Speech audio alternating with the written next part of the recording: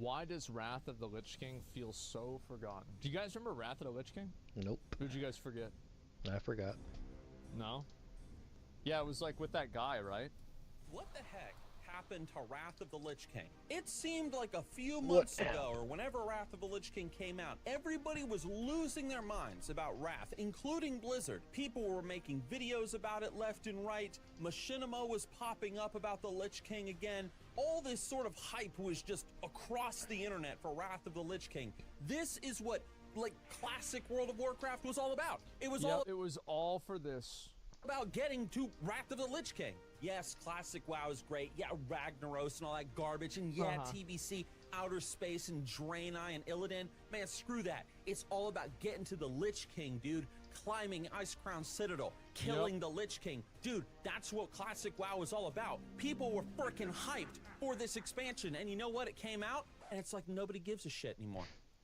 Well, it's because Blizzard doesn't give a shit. That's why they added a WoW token. It's because they don't give a fuck anymore. I stopped caring about Wrath when Blizzard stopped caring about Wrath. And they stopped caring about Wrath whenever they added the WoW token. That's the way I feel about it. Like, that's it. Like, I just, like, I don't want to play an RMT game. Like, I'm already playing retail WoW. I already play Lost Ark. Like, I don't want to play another RMT game. And that's why I play Iron Man. What the heck happened? Now, I admit, I'm going to be 100% transparent here. I love Wrath of the Lich King. I'm wearing a freaking Nixium Death Knight shirt right now, yo. But even I'm not. Those are the original Death Knights, not the ones after the Wrath of the Lich King events. We talked about that yesterday. Those are the Horde Death Knights. I'm playing it right now. And I sat here earlier today and yesterday and the past few days, and I'm like, why the heck am I not playing Wrath of the Lich King? What have I been doing this entire time? I could be playing my Death Knight and going through like Ulduar and everything, Trial of the Crusader and everything, and I'm not doing it. And what's everybody else doing? You know why I'm not doing it also is because I already did it. I did it, and it was one of the greatest experiences of my life. I remember it all so clearly. It was so good, man.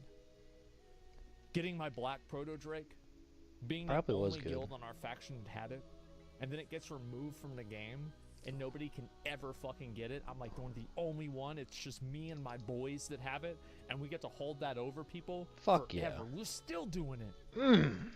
God damn. You remember Palladini from Classic WoW? I would rub that mount in people's fucking faces. He and I got the Black Proto Drake together 3,000 years ago on that fateful night.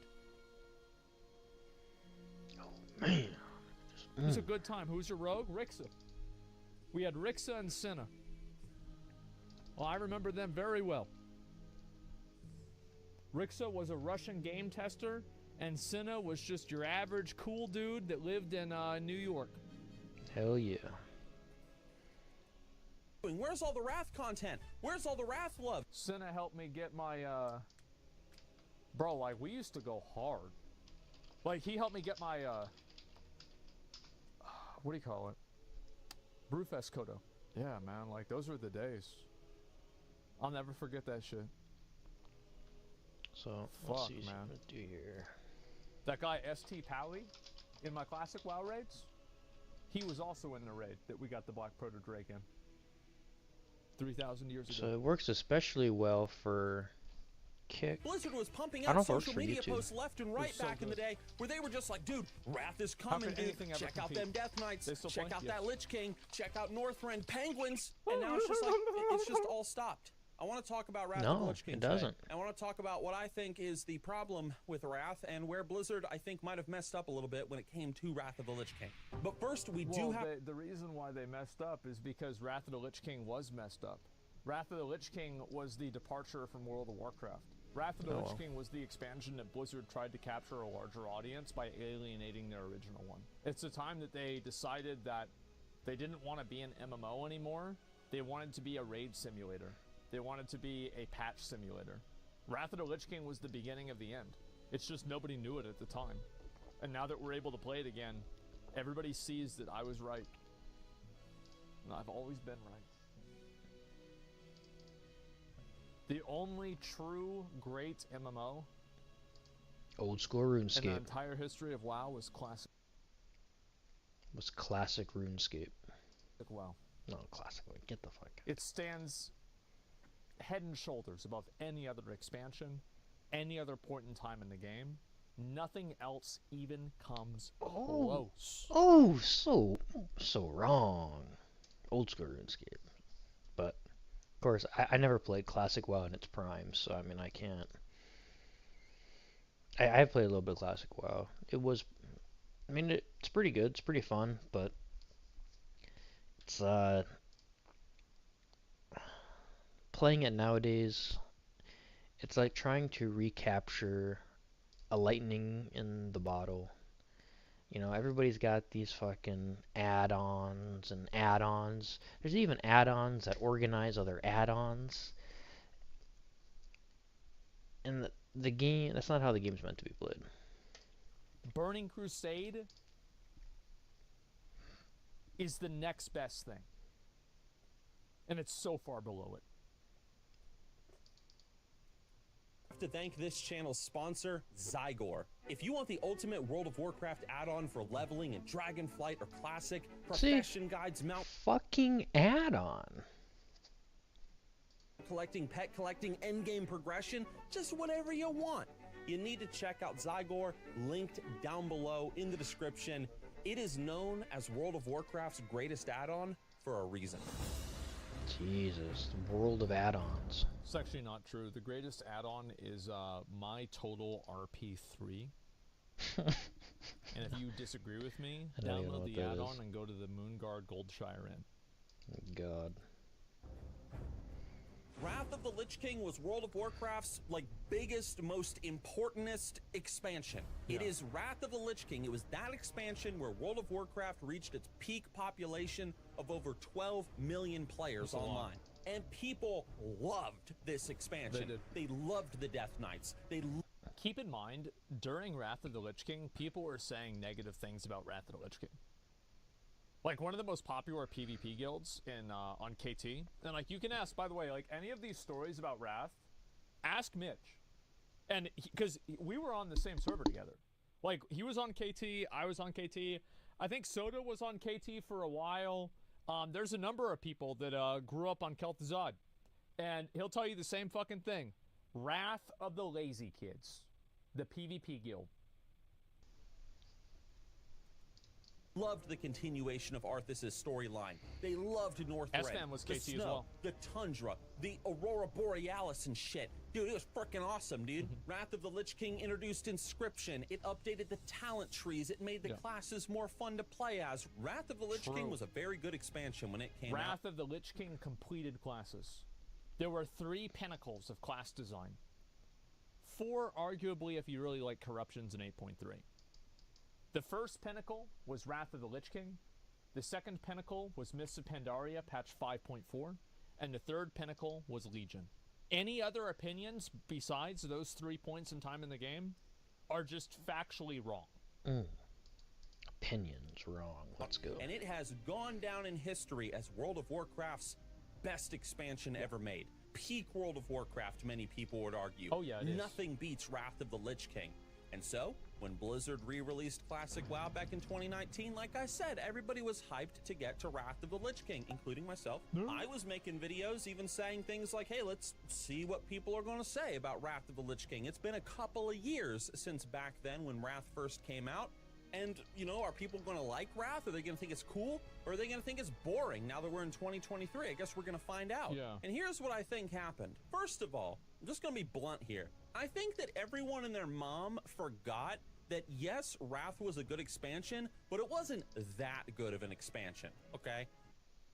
You want to know another reason why Wrath died?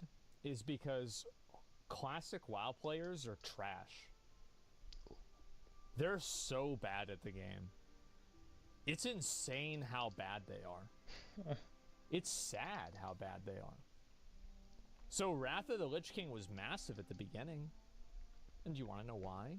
The game got hard. Because in the beginning, you had things like Max Ramus 25-man that gave you the best gear in the game. But the moment that Ulduar comes out, all those dad guilds... So, what you have to understand about classic WoW players is they're a lot like woolly mammoths. They're old, they're slow, they're gray, and they don't think too fast. Ooh. And so Ulduar was the ending of the Ice Wait a Age. minute.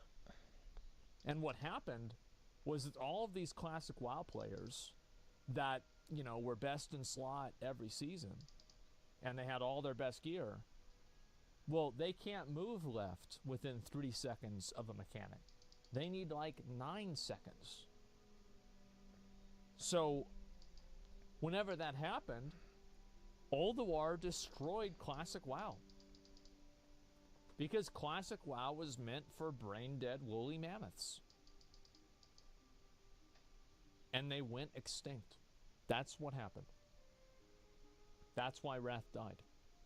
I played Wrath of the Lich King back in the day. Like when I was a young children, I was like playing some Wrath of the Lich King.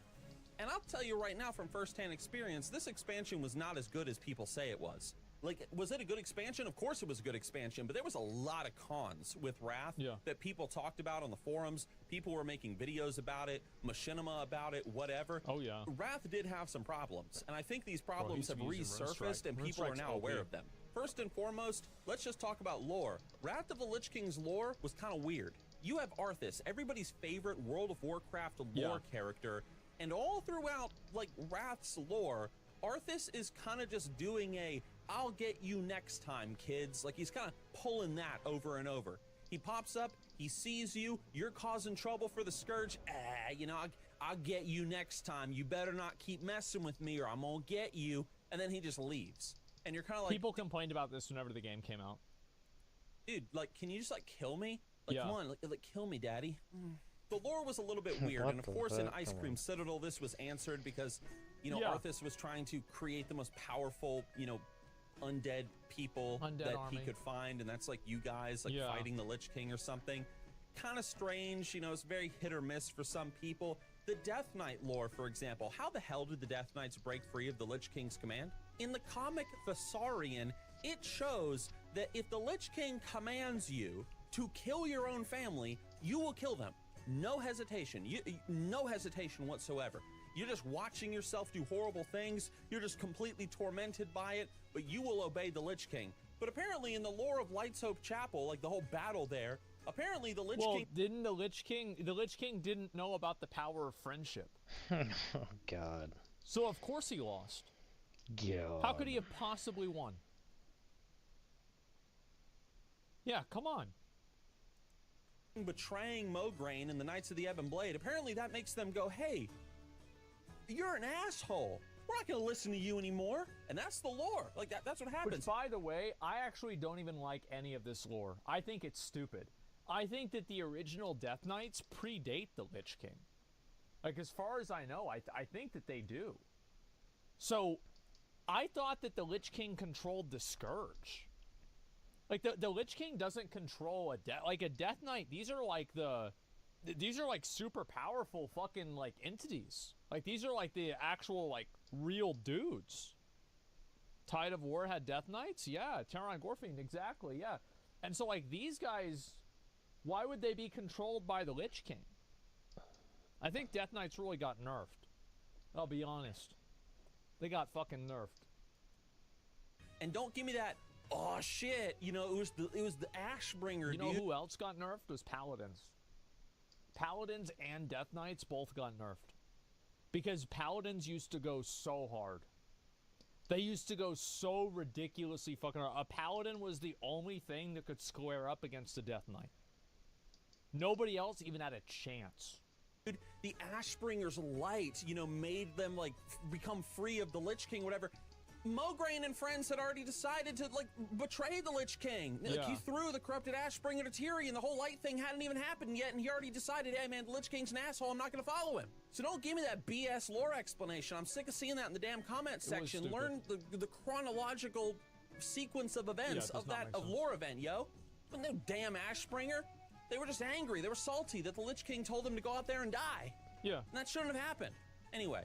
The point is that the lore was a little bit questionable. The Lich King should have never been able to control Death Knights. The Lich King should have just had control over all the Scourge and the non-sentient undead. Like, the Death Knights should have never been under control of the Lich King. It doesn't make sense. The dungeons and stuff were also very easy. This was the introduction of Tank and Spank, World of Warcraft, and people did not like it. Back in TBC and in Classic WoW, polymorphing and sapping and crowd control, like that was a thing, dude. That was a thing. And I don't even really agree with that. I think that back in the day, bro, like we used to speedrun, like I was in a pretty good guild in Burning Crusade, right? Like, bro, we would just fucking face roll the heroics. Remember back whenever heroics came out in BC for like classic BC? We face rolled the fuck out of it. We didn't need to CC or do anything like that. Now, Wrath of the Lich King was more chain pulling, but the reason why you were able to chain pull in Wrath is because of tank aggro, mainly. You could do that exact same thing if you had a paladin tank in BC. Everybody freaking loved it, except for the people that didn't like it. But that was like that was how you did a World of Warcraft dungeon. And then Wrath of the Lich King comes along. The Lich King with his big fucking frozen wiener, and he just slaps that across the face and knocks that out of the game. Now it's just tank and spank, dude. Just run through the dungeon as fast as you can. Get those little emblems, whatever. Blah, blah, blah, blah. It was annoying. The raids at launch, oh my goodness, dude. Nax Ramus was a freaking joke, okay? Nobody liked Nax. Sartharion, even with 3 Drakes, it was not that fun. Malagos was a bitch. I actually think Sartharion 3 Drakes was an incredibly great fight. It was very well designed. I think it had a lot of intricate mechanics, and it was probably one of the most mechanically complex fights Blizzard had ever made at the time. I actually liked Sartharion 3 Drakes. I thought it was very well designed. Dude, you guys remember that Machinima Ulduar? You know, I ain't got no epics, ain't got no achievements because I ain't first rate. That video was amazing. And what is that video about? Movies. That's just complaining that people just want to really get to Ulduar because the raiding scene really sucked at the beginning of Wrath of the Lich King. PvP was a freaking nightmare because Wintergrasp was just a laggy mess. Yeah. Like causing lag for all these servers. Listen, Wrath of the Lich King was not as good as people said it was, okay? Like it was good, but damn, it wasn't that good. It was not like the holy grail of World of Warcraft, yo. And I think that people... I think Wrath was the pinnacle of PvP in, like, Classic and Burning Crusade. Like, if you cared about competitive and good PvP, Wrath had the best PvP. Like, Burning Crusade PvP I thought was garbage, because it had, like, it had the pseudo-balance of Wrath, but with the same jankiness of Classic WoW. I thought TBC was much worse. I do think that, like, Classic WoW has, like, its own unique, like, vibe to it with PvP, so I struggle to even compare it. But, like, Classic WoW PvP, let's be honest, it was kind of bad as well, too. Got into Wrath of the Lich King, you know, with this, you know, this re-release, and they're like, oh, wow. This expansion sometimes kind of licks balls, because it kind of did. Also, did I mention Death Knights are slightly overpowered in Wrath of the Lich King? Did I mention that? Well, just so you know. So that's like the first thing that I think might have caused... Death Knights are very strong, but I don't think that they're, like, broken overpowered. I think the only reason they were broken overpowered at the beginning was that ghoul thing. People to lose a lot of interest in Wrath of the Lich King. Oh, hey, thanks for the follow, it's definitely not the big thing. The big thing is that Blizzard decided to do something which I can't fault them for this. I really can't.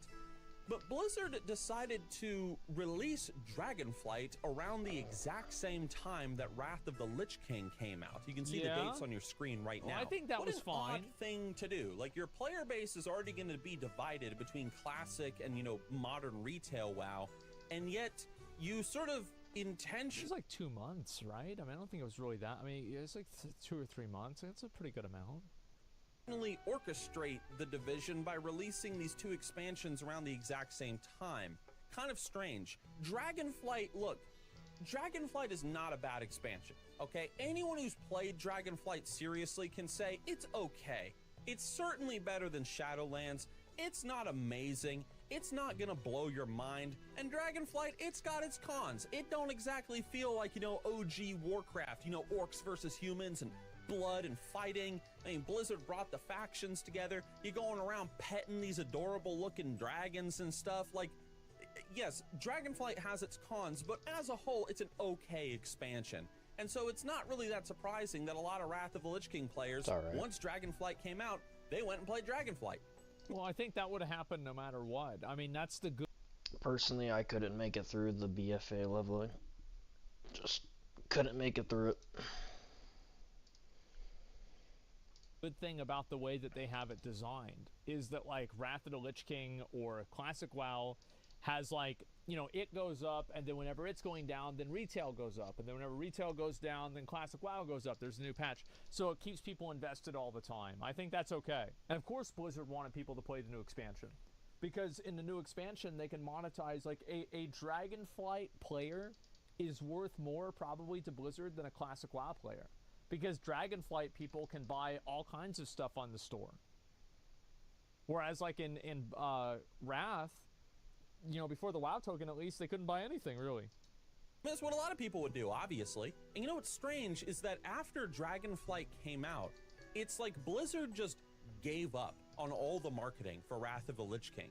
I don't know if anybody else noticed that. Am I the only one? It was like Wrath of the Lich King marketing and memes and everything was all over Blizzard's social media, videos, promotions, patch overviews with content creators. I feel like that's just a general marketing like push, right? They market the game a lot before it comes out, then they stop. But yeah, he's right. I mean, it would be nice if they did more marketing past that. Blah, blah, blah, blah, blah. Everything that you can imagine. And then suddenly, like, all that stopped. It was like, oh, Dragonflight's out now, so... I mean, Blizzard's just out of touch in general. I mean, adding the WoW token to Classic, nobody wants that. So, you know, screw Wrath of the Lich King, and it's like Blizzard kind of gave up. Well, they want to move everybody over to Wrath. Or, sorry, over to Dragonflight. That's what they want to do, is they want to get everybody to go over to Dragonflight and play that instead, because that's where they can monetize people way more. That's what's going to be updated regularly. And, like, yeah, that's the main content. Like, Classic WoW is meant to be, like, a funnel to get people back into retail. And I don't think that's a bad thing. I think that's fine. On it. Like, that's kind of how I felt anyway, that Blizzard just gave up on Wrath of the Lich King once Dragonflight came out. But that's just my opinion. I don't know if anybody else feels that way. But that was my impression. Wrath of the Lich King did continue, you know, to trudge along. Yes, there were videos made to promote like new patches and whatnot. Yes, you know, they got Hurricane in there. He was making those awesome CGI really cinematic things, promoting what was coming up next. Hurricane, fantastic. I love his work. Check him out. But Wrath of the Lich King seemed to have been slightly discarded in favor of Dragonflight. Not that surprising. Obviously, Blizzard wants to promote their new product. But then there was a third problem, and it was something that I don't think anybody could have foreseen. And that was the rise of Hardcore Classic, OG. I could have foreseen this. I think anybody could have. Like, the fall of Ulduar. Yeah, I don't think it was a coincidence that this started getting popular after Ulduar. It's because Ulduar was too hard. Straight up, it was just simply too hard. I'll be right back. And that was the rise of Hardcore Classic, OG Classic WoW. Hardcore, of course, is the thing that Blizzard eventually copied and decided to make their own version of. Smart. But before Blizzard released official Hardcore Realms, you had this sudden boom in the classic World of Warcraft community. I was a part of it, certainly, of all these people going back to the original vanilla servers and doing hardcore runs. I also think that Hardcore WoW came out way too late. Like, they missed the hype. Hardcore WoW isn't actually that popular. I'm gonna say it. It's really not. It's popular, but there are only a handful of servers, and a lot of people like watching it. Like, for example, Hardcore WoW is a better viewing experience, so you see more people consuming content for it, but in terms of the actual players, the actual people that are competing and playing, not competing, but playing and taking part in it, it's not that big.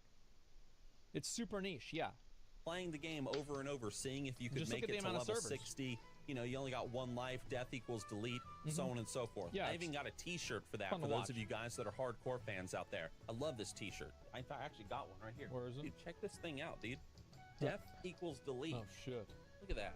Amazing. It's kind of all wrinkly, though, because I was wearing it yesterday at the gym. Anyway, link down below in the description. The point is that World of Warcraft Hardcore shoved its big, throbbing... What, Nixium's trying to show off here that he changes his shirt every day? What kind of flexing is this? What the fuck? Imagine changing your shirt. Cringe? Hand. Oh, wow. into the Wrath of the Lich King population and stole a ton of the Weird player flex, base. but okay, That didn't help Wrath of the Lich King either. Every single person and their mom was playing freaking hardcore and just running these damn hardcore runs over and over. And now Blizzard has released these official hardcore realms. So you got Dragonflight going on, you got Classic WoW going on, you got Wrath of the Lich King going on, and you got Hardcore WoW going on. There's a lot. Like, it's all over the place, man. Now, I'm not complaining about that. And then you also have people, no, keep in mind, you also have people that are playing Classic Era.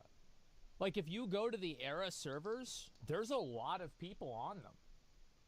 Like, Classic Hardcore, a lot of people played Hardcore. They went to play Hardcore, then they lost their character at, like, level 37. And they're like, well, I guess I'll just play it on the regular server. It's huge. Did he say that? Oh, shit. I'm not listening? Am I not listening? Let me see. So you got Dragonflight going on, you got Classic WoW going on, you got Wrath of the Lich King going on. Oh, I guess he said Classic. I just thought he meant Classic WoW Hardcore. No, and you got Hardcore WoW going on. Like, no, it's I'm right. all over the right. place, man. Now, I'm not complaining about that. Okay, before you leave that damn comment down below saying, look at you asked for, like, you know, this division of people playing their own versions of World of Warcraft. Yeah, this is good. Now you're complaining about it. I ain't complaining about that at all, great. bitch. All right? I actually think that's a great thing, but it certainly didn't help the damn Wrath of the Lich King population. That's all I'm trying to say. Anyway, there's also a fourth element that nobody wants to talk about, and it's simply this. Blizzard Entertainment kind of licks balls when it comes to their PR right now, okay? Blizzard is still kind of seen as a big frickin' joke in the gaming community. It just is what it is, okay? Like, Blizzard's seen, like, as a joke. I think that you know what the real fucking... I think the real nail in the coffin was? It was Overwatch. Blizzard saying Overwatch 2 just, like, isn't gonna happen. Because, like, at least Diablo 4 came out. So, like, this is the difference, right? Is that we all hope that one day in Season 17, Blizzard will probably finally fix Diablo 4. And the game will one day be good.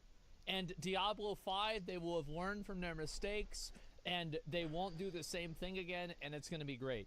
But with Overwatch 2, they killed hope. Because people had hope for Overwatch, and to do that is 1,000 times worse. You know, all the scandals that have happened in the office aside, you ain't ever gonna recover from the damn fruit bowl incident, for example. Ain't no one gonna forget that. Nah, bro. I don't know. Blizzard's very disconnected. No, you're right, because, like, that shit's weird. You're gonna change a picture of a girl to a fruit bowl? What the hell's wrong with you, you fucking freak? True. What do you mean? Why? What kind of a weirdo does this shit? Player base, let's put it that way. The point is, there's a lot of people out there that don't want to give Blizzard money, okay? They don't want to give Blizzard a dime. So what they're doing is these people want to play World of Warcraft. They don't want to give Blizzard any money. So what are they doing? They're going and playing on private servers, yo. They're going and playing on, like, freaking Turtle WoW and Ascension and all these other private servers and stuff that's giving better content than Blizzard Entertainment is. And that didn't help the Wrath of the Lich King population. That didn't help the World of Warcraft population in general. And all these private servers, they don't give a shit. They're just collecting all these players left and right, and their servers are hosted over in Russia, and so Blizzard can't touch them. But now, we are finally, you know, nearing the release of Ice Cream Citadel, the final raid of Wrath of the Lich King. And can Blizzard turn this around? Can they make Wrath of the Lich King, like, you know, all these players flood in to fight the Lich King, and can they make it this big epic conclusion to the... I might try out Wrath of the Lich King, like, might try out ICC, play it again, kill the Lich King again, but, like, I remember whenever I killed the Lich King. Dude, I remember... Okay, so let me actually go back. Let me see if I can find this. I don't know if we still have this video on my channel. Is this it? There's me, right there. Look at that beard. One of them, I don't fucking remember. I don't usually one. Yeah, beard. Fuck. That wasn't it? Oh, bro, in this video, I remember part of it. They actually asked me. This is like some, yeah, but everybody came over. Like, the reason why this happened is because everybody came over that morning and they wanted to know what it was like to kill the Lich King. They were like, so like, what was it like whenever you fucking killed him? And like, so like, did he drop anything? Like, what was it? Like, what the fuck, right? Like, cause you did, cause I was like the first one that killed the Lich King. It was a very good time, man. Now you look good in your 30s. Yeah, thanks, man. Appreciate it. Okay, anyway, where's the shirt now? It's in my closet. Most popular expansion of all time? Yeah, it was a big deal. Probably not, but if they were going to do this, the first thing they got to do is they got to start promoting the crap out of Wrath of the Lich King again. They got to start saying, like, dude, this is your time to fight the Lich King. This is your time to go to Icecrown Citadel. This is the time to get Shadow. This is your time to buy WoW tokens. And if you buy enough WoW tokens, you can buy enough Shadowfrost shards. And if you buy enough WoW tokens, you can buy enough Primordial Serenite. Exactly. And if you buy enough WoW tokens, you can buy a carry for the Blood Infusion and the Frost Infusion and the Unholy Infusion. Buy. Those, then maybe you can buy Frostmourne. And then if you buy Frostmourne, then you can buy a carry through Arena. So pay to not alright, I mean, if you're gonna pay to like skip parts of a game, just don't play the game. I mean, you know, I mean, you're literally paying. It's like buying bonds and stuff in old school. Like if you're playing a regular account, I mean, you're just paying to skip the grinds. You're paying to skip content in the game. And I mean, you could just save your money and like not play the game. I don't know. That's how I see it anyway. Gladiator mount. Morn, this is the time to get that frickin' like Frostworm Vanquisher thing or whatever it's called, that damn flying mount that I fly around with on Nixium that I got years ago. You know, you gotta make it like this big event, Blizzard. Hype it up. Do some races, do some events. This is the Lich King that you're talking about. Start building hype, yo. Aside from that, though, that's pretty much all they can do, and they ain't doing it. And it's kind of sad. I mean, people don't really appreciate Wrath of the Lich King as much as they used to back in the day, and you know, I'm included in that list. I'm not playing Wrath of the Lich King right now. I'm playing Classic WoW Hardcore. Now that I'm recording this whole video, though, like every fiber of my being is like, dude, I got that Paladin, dude. He's like level 74, man. He's like in Dragon Blight or whatever. Like, go level him. Like, that's what I'm thinking once I'm done recording this. So maybe I'll play some Wrath of the Lich King. I don't know, but I don't know. Kind of wish that Wrath had gotten a little bit more love, more of the love that maybe it deserved. I just like the reason why I stopped playing is that I felt like every raid I did, I was just, like, it was just all about the worst player in the raid doing something wrong. And, like, I could never get anything done in the game, and, like, the raids were too hard, and my server was dying, so I just stopped playing. That's really it. Like, yeah, I just stopped playing. Like, it wasn't fun. I don't care about GDKPs. I think GDKPs are fine. That had nothing to do with it. Blizzard maybe had put even more attention onto it with its like promotional materials to really get more people involved, but nobody could have predicted, you know, these private servers like really growing in popularity, or Classic WoW Hardcore. Nobody could have predicted that. No, I think you could have. And to be fair, if those things wouldn't have happened, who knows where World of Warcraft would be right now. World of Warcraft might just be dead in the water because nobody would care about it. I don't know. If you sat through this whole video, though, and that's actually a good point, bro. Like, imagine right now if there was no Classic WoW, no Wrath of the Lich King, and it was all about Dragonflight. Ooh. Can you imagine that? It was all about Dragonflight. Jesus. Just been like, dude, what makes Wrath of the Lich King such a big deal anyway? You got to watch the video on your screen right now. What makes Wrath of the Lich King such a big deal? This video explains why this expansion is so beloved by the community, why so many people love it. You should watch it next. Thanks for watching. Decent video. Like, I think in general, what the heck? I don't know why Blizzard doesn't promote Wrath more, but I think that, like, they really hurt themselves by adding the WoW token. I'm gonna be real. I think that the WoW token actually damaged the game. Like, or at least, like, maybe it's just like me. Maybe it's only me and I'm just speaking for myself. No, WoW but, like, token, personally, OSRS my enthusiasm bonds. for Wrath, as soon as the WoW token got added, went down the drain. Made a pointless grind. Yeah, nothing mattered anymore. Someone made a post about BlizzCon tickets selling out and the prices are going down. And then someone commented about the actual games that they could feature on BlizzCon, and it's abysmal. Overwatch dead, Hearthstone dead, Heroes of the Storm dead, WoW kinda dead, Diablo dead. Yeah, StarCraft, bro. The funniest thing is that StarCraft isn't even on the list of games that are dead anymore. Yeah, it's like nobody even like start having. Oh yeah. I mean, of course that one's dead too. Yeah, yeah, true. Jesus, yeah, it's not dead. It's been forgotten. Oh my god. I'll link you guys the video. I love the Nixium videos. He always like.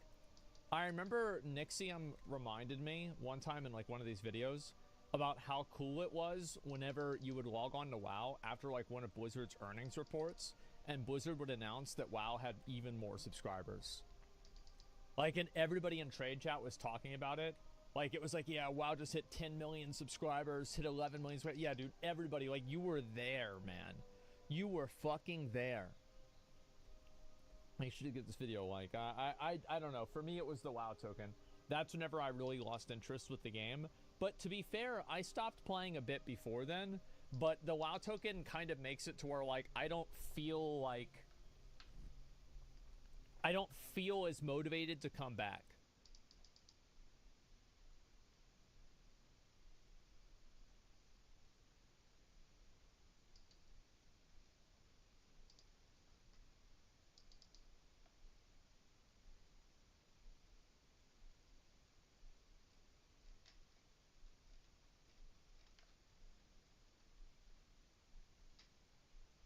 Welcome back to the news, everybody. There is a hell of a lot to talk about today.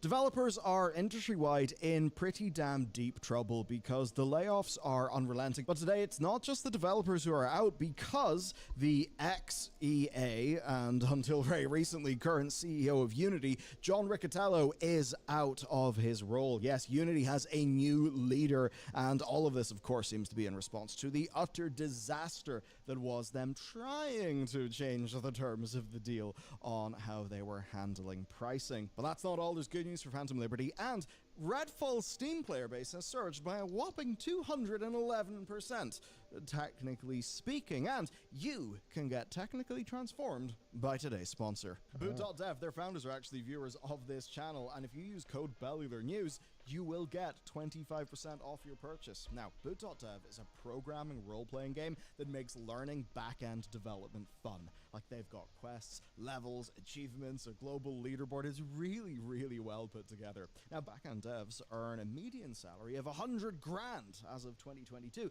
and it's a role that gives you a lot of flexibility, right? Hybrid work, that kind of thing. So BootDev specializes in learning back-end development with Python and Go at your own pace. And the point is, I did kind of look into that. Tutorial hell, and you're just able to sit down and start coding. Basic, That's exactly what their platform is geared towards. And if you I think just it's a go great through the various topics, idea, it is an but utter it's not quite boatload of here content, yet. starting off super approachable and then going properly in depth. And they're adding new lessons all the time. Basically, a one-stop shop learning journey that has eventually, you I imagine it could be pretty neat. bouncing around YouTube tutorial hell, and instead has you focused on an end-to-end learning path that will have you shipping projects, writing code, and feeling confident. I wish they were there in 2012 when I was starting out in computer science. Now, these are skills that lead to a significant earning potential and also are just really damn interesting. So you can and should get started today, where the code BELLYLERNEWS will get you 25% off your purchase. And a big thanks to Lane and Alan for supporting our team. All right, let's roll. Okay, let's get into things. John Riccitiello, after 9 years as CEO, is out. He is retiring as President, Chief Executive Officer, Chairman, and a member of the company's board, effective immediately. This is obviously after the disastrous rollout of the proposed runtime fee, a move that I think had a lot of game developers feeling rather like, well, gamers did during Riccitiello's time at Electronic Arts, where, you know, we did obviously see some rather rumbly business practices. Of course, Riccitiello is the guy who talked about being 5 hours deep in Battlefield and them charging you money for a reload. And while I don't think anybody seriously thought he was going to charge people, you know, to reload their gun in Battlefield, the point was very much that, like, oh yeah, you're in too deep and now you're just being nickel and dimed. That's the way that those things made gamers feel, and well, exactly the runtime fee thing, it was going to make developers feel that way too. Of course, he is the man who previously had led FIFA into the loot box era. The whole Project 10 bucks thing, if you remember that, where a game purchased brand new, like you would be able to play that online. However, that's only because you used a code that came in the game. And if you bought a game secondhand, the code would already be used. So you then have to basically buy, like for $10, I suppose, a multiplayer license. And this is when the industry was trying to fight back on the pre-owned market, because with the pre-owned market, there's only one person who's making any money, the game retailer, right? You know, GameSpot, Game in the UK, they make money selling a pre-owned game. But as far as the developer, the publisher is concerned, they've had absolutely nothing to do with that, and they don't get any money. So, of course, this was that being done, but in a way that very directly made the consumer feel nickel and dime, which is why people absolutely did not like it. So, those repeated cries for his exit have ended up, I suppose, working. We don't exactly know why he's gone, but he's thoroughly gone. Like, he is retiring in all of those different capacities. But that being said, he will remain in an advisory role just until they find a new permanent CEO. And speaking of CEOs, they do have an interim one. It's this guy, James Whitehurst. And in terms of his experience, right, he was a COO at Delta Airlines. Also, he was at Red Hat, which is an open source software developer. Then at IBM as an advisor and president. But he has some additional roles. And these additional roles are, well, they're rather interesting. Yes, this is where it gets juicy, and where some of you may be now thinking, better the devil that we know. Because in particular, one of these that's relevant to Unity is his role at Silver Lake Group LLC, a global investment firm, as a special advisor. Yes, I'm sure he does a lot of special advising. Now, they are currently one of the largest shareholders of Unity, right? They directly help to finance the $1 billion in convertible notes from Unity for their purchase of the advertising and monetization company ironSource in 2022. Now, when that ironSource deal went down, man, a lot of devs were really worried, didn't like the direction, but that's mostly a conversation that happened between developers. It didn't really spill out to the broader audience. I mean, now, though, it rather obviously has. So you could say that this is some material evidence as to where Unity will go. Like, he's a special advisor to the people who funded that ironSource deal. And ultimately, that's it. Like, Riccatello was, in a way, sort of legacy from before that ironSource deal.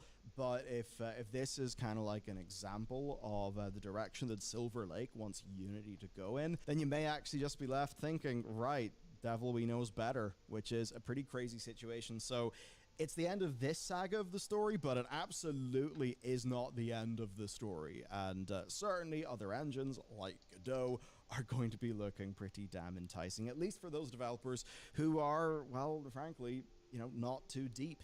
Because right now, like, we're making a game in Unity, and we're sort of in too deep. We cannot afford the transition right now. But if I could just wave a wand and be on Godot, that's where I'd be. And when it comes to long-range planning, I certainly have some questions to answer. Our next story, then, is really sad, actually. Telltale Games have laid off a significant number of their staff, and this happened in early September, with basically nobody really knowing. Now, what happened here is that Telltale kind of went totally closed, right? The whole thing went tits up in 2018. Then the company reformed in 2019 with most of the same licenses. And of course, that has a lot of people really wanting, say, The Wolf Among Us 2. Now, this move of the layoffs would have actually happened before the full release of all episodes of the most recent Telltale game, which was developed by Deck 9, called, well, The Expanse, a Telltale series. Of course, The Expanse, love the books, love the show.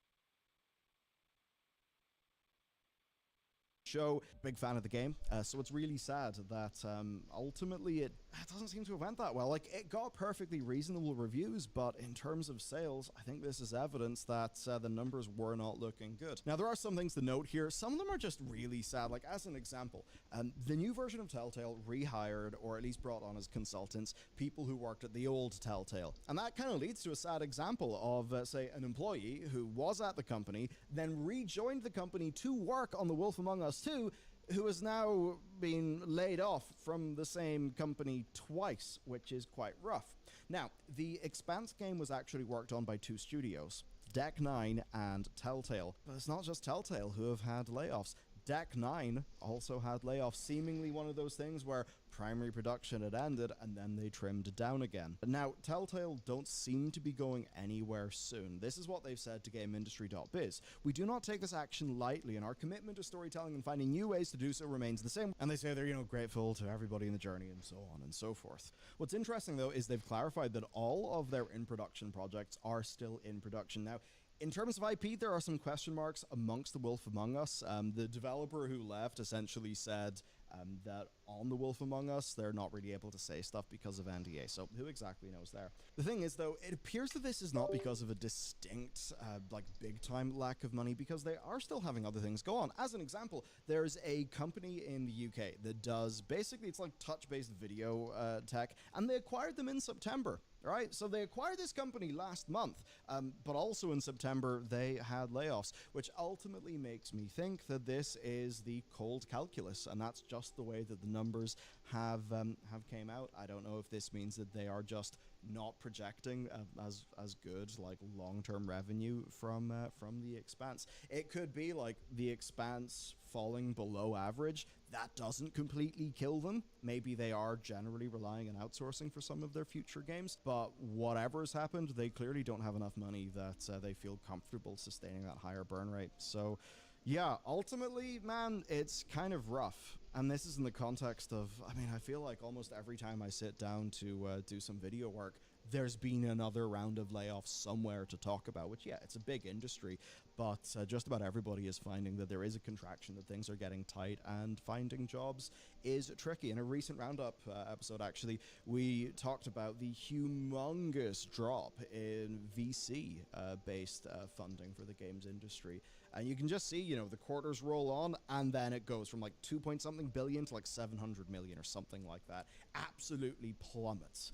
Rough. And with all this grimness going on, we've got to talk about unions that are going on in Europe, because over in Sweden, 100 developers at Avalanche Studios Group, who are the Just Cause people, not the Hogwarts Legacy people, they have joined up with one of the Swedish trade unions. So that's fairly interesting. It actually represents 1/5 of developers at the company. They're already essentially working on negotiating better conditions. Now, this will be, for a lot of our American viewers, a very different, cultural and regulatory framework. Right, and also perhaps even different to some of other parts of Western Europe. Sweden's union infrastructure allegedly has 70% involvement from the workforce across the country. So I suppose if you're watching this in the States, this is going to be a radically different thing. Indeed, if you're watching this in the UK, probably very different thing. Quite interesting. But as a result of this, then, no surprise that between Avalanche and the union, it's actually a rather positive mood. There's not some sort of big fight thing like you would see in the sort of, union-busting statements that you might get across, say, American companies. Of course, we've talked about that with, say, allegations of reprisals and stuff at Raven Software, right? So a very different situation. This is one that does follow up a little bit of a past drama, actually, because they essentially had a bunch of collective action going on at the company from staff in November of last year. And basically what happened is a lot of criticism over the company hiring an individual for a high-level position in spite of public accusations of inappropriate behavior. Ultimately, the company did issue a public apology to its staff on that. So I suppose you can sort of see the trend line of progress going in a good direction there. We also see similar going on with CD Projekt Red.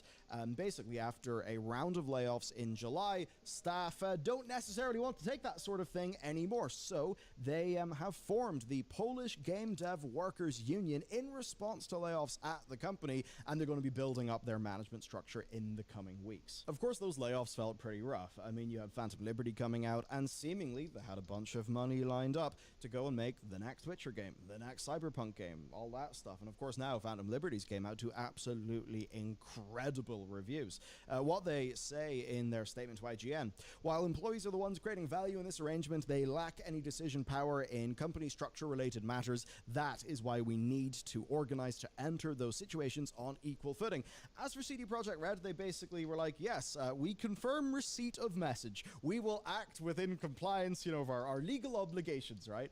They then do go on to talk about their own forms of internal employee representation. It's called Red Team Representatives, who are people in the company who are democratically elected and are independent of the management board. And CD Projekt Red claim that they've worked with that over the last while. They hope to continue to be able to do so. But that being said, if you're to think about vibes, you're to think about things from perhaps the employee's position, there is this statement from Marcin Nowinski, right? And this is definitely back a few years, but he said, that's what we do. It's true, we work a lot of overtime, and when people join the company, we warn them that it's really not easy. Releasing a game is every time as hard as if we were sending people to Mars. Now remember, this is him speaking quite a bit prior to the launch of Cyberpunk 2077. So certainly he may say to people bringing this up that he has learned lessons, and that this mindset, well, is obviously one of the things that led to Cyberpunk launching in the way that it did.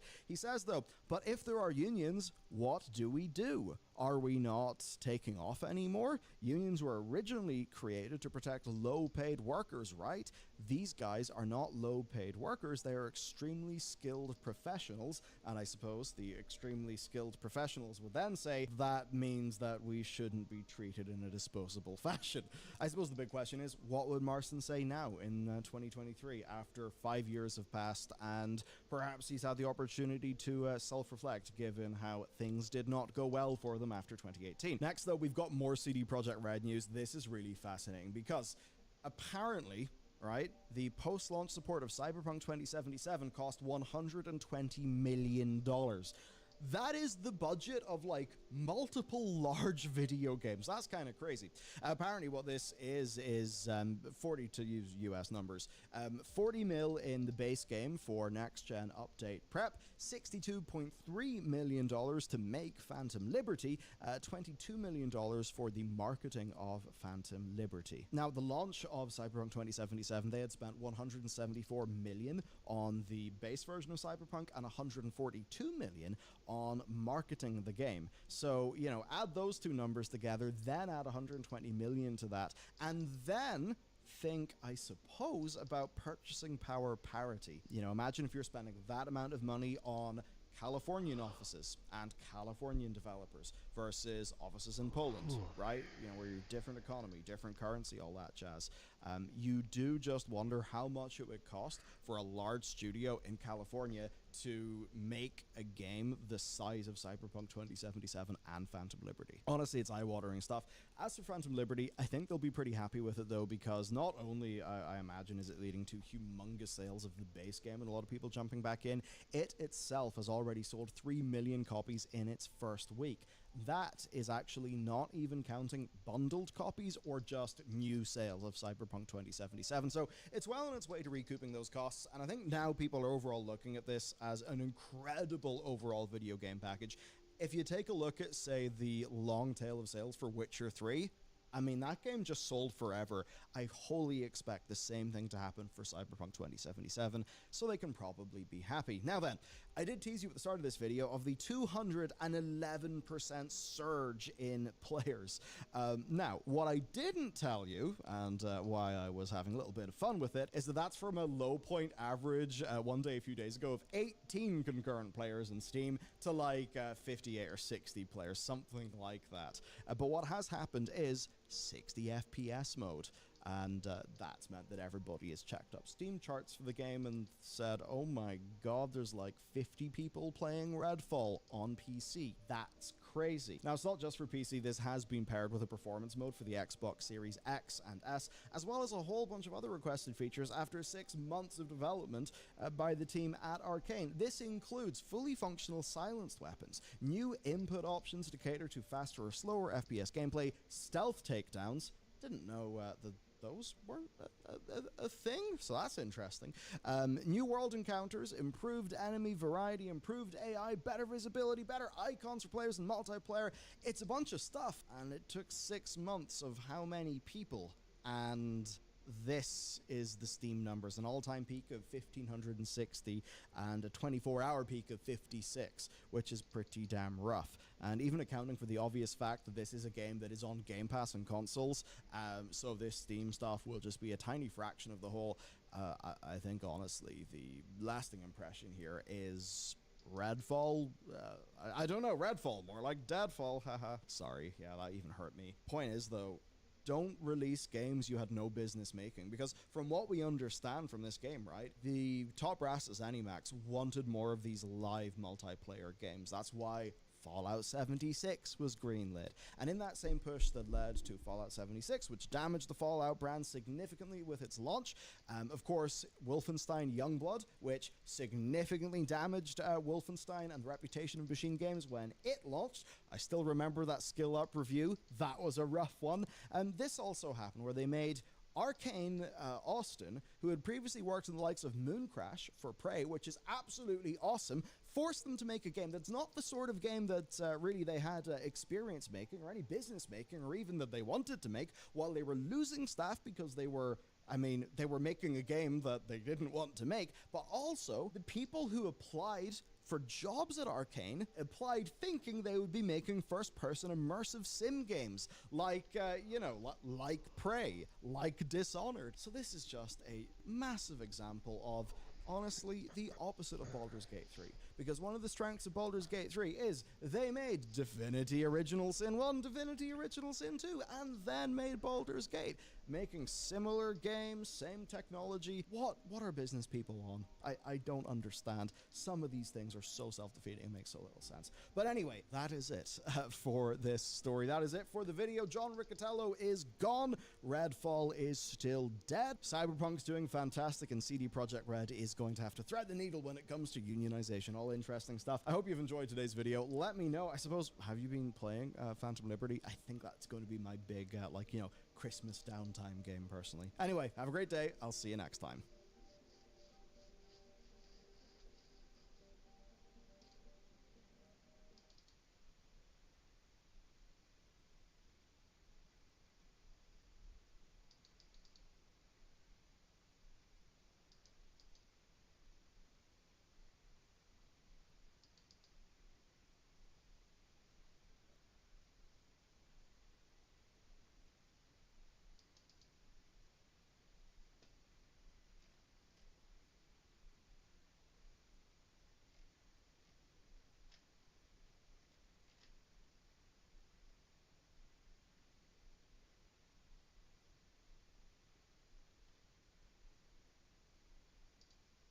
Diablo 4 is a caramel onion.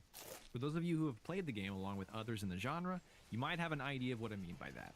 For those of you who don't understand what I'm saying, let me explain why this AAA $70 behemoth of a game is more ass than amazing, more repugnant than respectable, more poo than pleasant, and much, much more greedy than it is good. There.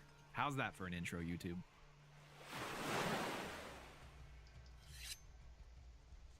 Diablo 4 has been out for about 4 months now, and for those that were interested enough to jump in upon release, the game has had more than enough time to sit on our tongues and consequentially burn the ever-loving shit out of it.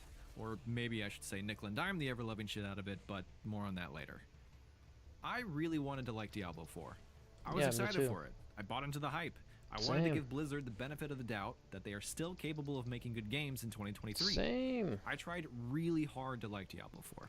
Also after playing for hours on end, I wasn't getting the same kind of satisfaction I'm used to getting from ARPGs. Played that shit for about $100. In a game that is so incredibly packed full of content, I often found myself bored, and very unenthusiastic about the next dungeon I was supposed to be Like, doing. it's more boring mission than I was supposed to be Osrs. partaking Like, what I'm in, doing right and now, boss that I was Diablo supposed is to be boring, killing. more boring than Something this. was missing, and in a serious way. So For imagine the that. longest time, I couldn't figure out why it was exactly that I wasn't enjoying the game.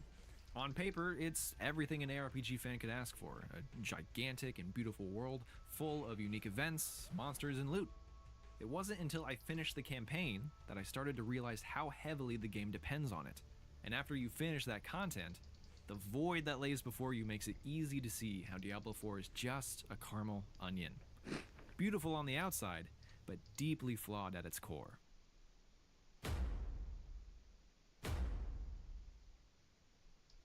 Let's start off by talking about the things that I actually like about the game. Admittedly, this is a shorter list than the things that I don't, but there is a lot of stuff that the Blizzard devs did very right, so let's give them some credit for the caramel that surrounds this onion. The most obvious aspect of the game that can be praised is the visuals. The game is absolutely gorgeous. The character creation menu hits you with shockingly realistic hair and facial features for a game where the camera is 30 feet away from the player 90% of the time. The terrain is lush, detailed, and realistic, even if somewhat monotone in some areas.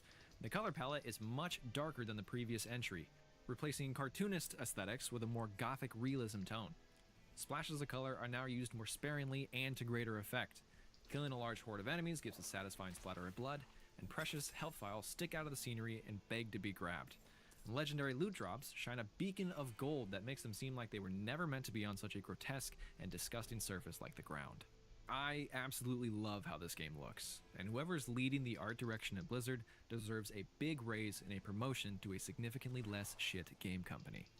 And whatever performance-enhancing drugs Blizzard was giving to its art team, the art team must have then been selling to the audio division as well, because the game sounds amazing. The game The does sound soundtrack good. is more of what we've come to expect from Diablo games, and that is excellence in ambiance and melancholy.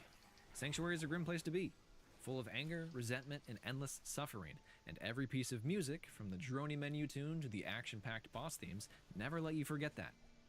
It is satisfying just to exist in the towns of Diablo 4 because of how well crafted the atmosphere is. And thank God for some that, of them. because you're going to be spending a lot of time standing around in towns in this game. Every spell Are that I you, have though? tried also has a very unique and satisfying audio layer that adds to the combat experience. Spells are recognizable and have a lot of punchy weight that makes them at least feel like they're strong, even if they're Yeah, quite I often guess the you opposite. teleport back and My forth quite a favorites bit as to of this salvage writing and are the shit. puncturing shots from the rogues and the corpse explosions from the necromancers. This combination of the visuals and the audio creates a presentation that is unmatched in the ARPG world. Grim Dawn doesn't look nearly as good, and Path of Exile doesn't sound as good, and whatever game you're thinking of probably doesn't do either better than Diablo 4. As far as presentation goes, it's got everyone beat. And as you beat every demon in your character's line of sight, you might notice that the combat has changed pretty substantially from previous entries. Gone are the days of face-tanking bosses and crossing your fingers, hoping that your numbers roll higher than theirs. Combat is now much more movement-based, requiring you to dodge specific hitboxes and move